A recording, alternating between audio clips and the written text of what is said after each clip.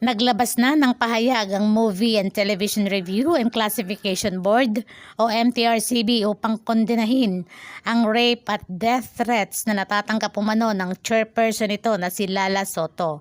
Sa isang pahayag nitong Huwebes, September 14, ipinabatid ng MTRCB na nagiging target umano ng alarming online attacks si Soto.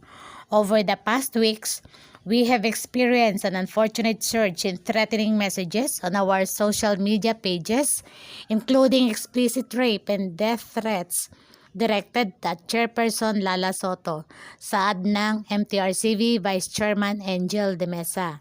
Inihayag din ng MTRCB na bagamat kinikilala nito ang kahalagahan ng constructive criticism at open dialogue, marino man nitong kinukondina ang anumang anyo ng pananakot, panliligalig o karahasan online or offline.